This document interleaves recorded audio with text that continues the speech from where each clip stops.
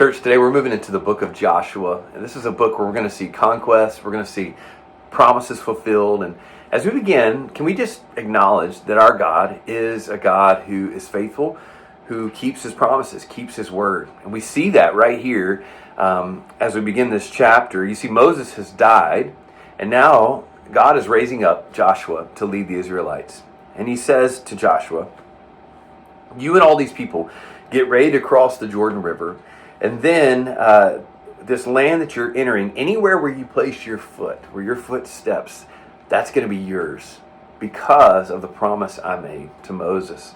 God is keeping his word. The Israelites are being led into the promised land after all. And so this is just this beautiful picture again of a God who's faithful, of a God who keeps his word. And we see the land and as far as it goes and what all it entails. But there's a very specific message that God gives to Joshua multiple times in this short passage. It's this: be strong and courageous. We're going to see that over and over. Be strong and courageous. First time is because you will lead these people to inherit the land I swore to their ancestors to give them. Now think about this. The beauty of God telling Joshua this is, Joshua, I'm the one leading you. If you follow me, be strong, be courageous in that. Remember that, because I've got you, right? You're in my plan. When God makes a promise, he's got a plan to fulfill that promise. And so in that plan, he's saying, Joshua, just trust me, follow me, be strong and courageous. That's the first time he says it.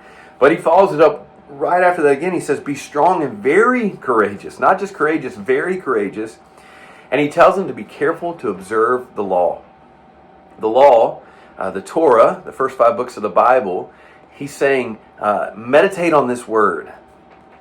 Don't just be flippant with it. It says day and night, meditate on this word. Follow the word of God, and you will be successful.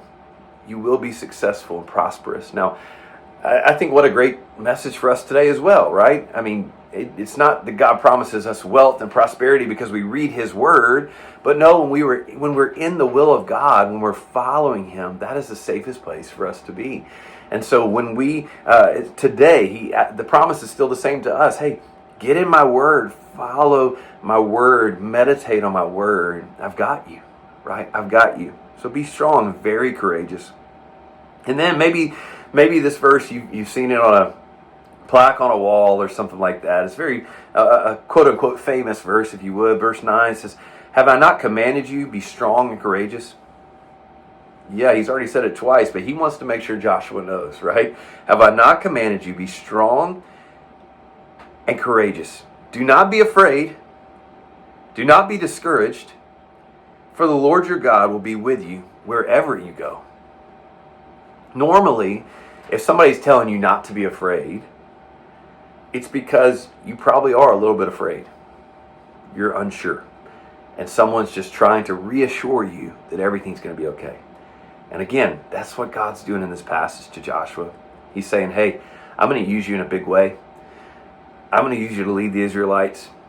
And as long as you're following hard after me, you have no worries. You have no worries. Be strong.